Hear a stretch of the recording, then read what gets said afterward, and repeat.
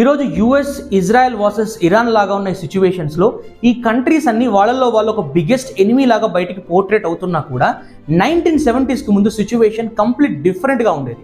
1941 నుండి 1979 వరకు ఇరాన్ని రూల్ చేసిన కింగ్ అయిన షా మొహమ్మద్ రెజా పహ్లావి అమెరికాతో క్లోజ్ రిలేషన్స్ మెయింటైన్ చేసేవాడు. ఈవెన్ ఆ టైంలో ఇజ్రాయెల్ పాలెస్టైన్ వార్ జరుగుతున్నా కూడా ఇజ్రాయెల్తో ఒక సీక్రెట్ కోఆపరేషన్ ఉండేది. ఆ టైంలో యుఎస్ ఇరాన్కి మోడర్న్ వెపన్స్ సప్లై చేసేది.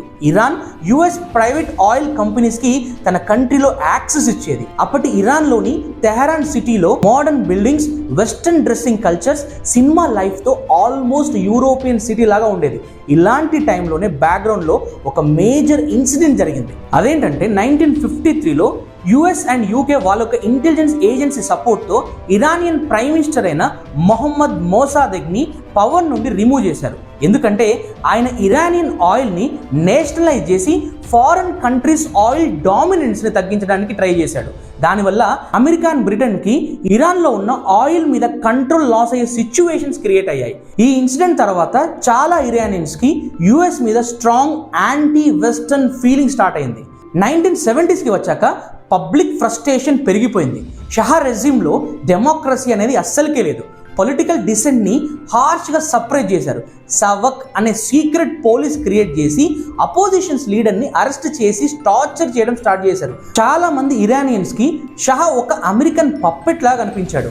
ఎస్పెషల్లీ 1953లో Shah aggressive modernisation and westernisation programmes implement చేయడం స్టార్ట్ చేశాడు. ఆయిల్ వెళ్తున్నా కూడా ఎకానమీ ప్రాపర్గా మేనేజ్ చేయట్లేదు. ఇన్ఫ్లేషన్ పెరిగిపోయింది, ఇన్ఈక్వాలిటీ పెరిగిపోయింది.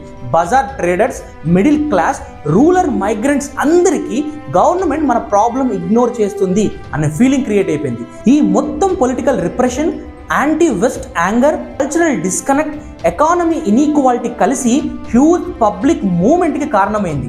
అప్పుడే షియాస్ రిలీజియస్ లీడర్ అయిన అయతొల్లా రుహుల్లా ఖొమైనీ లీడర్షిప్లో మాస్ సపోర్ట్ మొబిలైజ్ అయింది. సెక్యులర్ గ్రూప్స్, రిలీజియస్ గ్రూప్స్ అందరినీ కలిపి పహ్లావి మొనార్కీ అగెనెస్ట్గా యునైట్ చేశాడు.